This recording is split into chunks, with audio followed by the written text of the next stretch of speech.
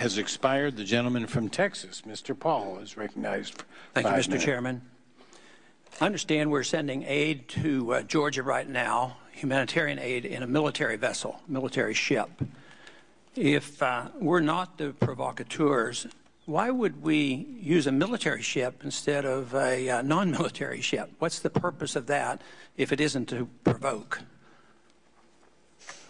We have used military ships to provide assistance after the tsunami in Asia. We've used military planes to provide humanitarian assistance. So it's actually fairly standard procedure, not any kind of provocative act at all. And we didn't regard it as a provocation. Certainly, it is perfectly normal to have relations with Georgia to deliver humanitarian assistance in a standard way.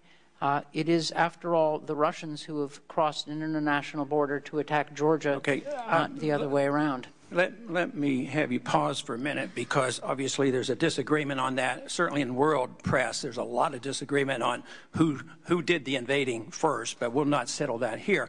But I think we should all agree that when you give humanitarian aid, it's essentially military aid, because all funds are fungible. And it just happens that the Georgians in their budget last year spent 70% of their money on the military, and they got a lot of assistance from us. So this idea that it's humanitarian aid and not military aid, I think distracts from what's really going on there. But I was just wondering whether it ever bothers you or concerns you, or the question ever crosses your mind about, say, humanitarian aid to a country like this. What about the people in this country? We have a lot of poor people not getting medical care and not getting food. And $1 billion, what the heck? We'll send them another $1 billion. Does it ever cross your mind that maybe that should be helping our people here? And this is getting us into trouble. This isn't helping us. This is making us less safe. This is part of this empire. You might refer to it as our sphere of influence, but everybody knows it's our empire. But does it ever cross your mind that everything that we do over there and every nickel you take, you're taking it away from some poor people in this country that could have been helped? I don't think of it that way, no, sir. Secondly, as a matter of fact, Georgia did not attack Russia. There is no question about that. Russia attacked Georgia.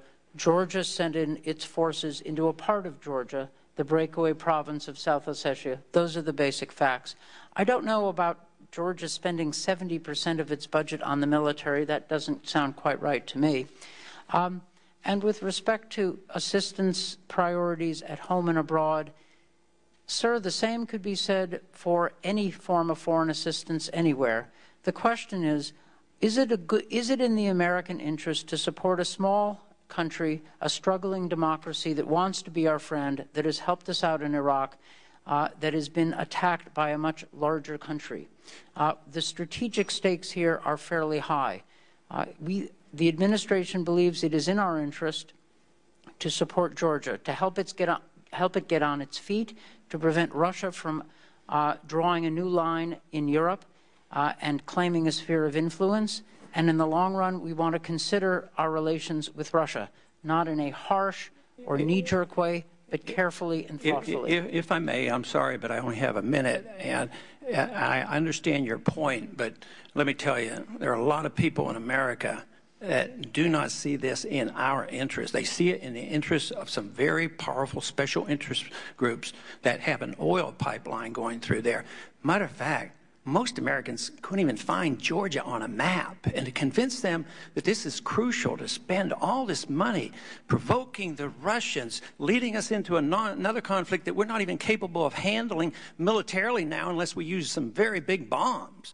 But our troops are spread around the world. And this has been exactly the plan of some of our enemies, to do exactly this and bring us to our knees. And all we do is proceed to continue to spend and spread our troops around, diminishing our ability to take care of our people here at home. And I yield back the balance of my time.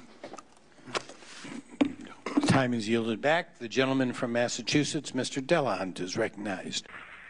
If this were a dictatorship, it'd be a heck of a lot easier. Just so long as I'm the dictator.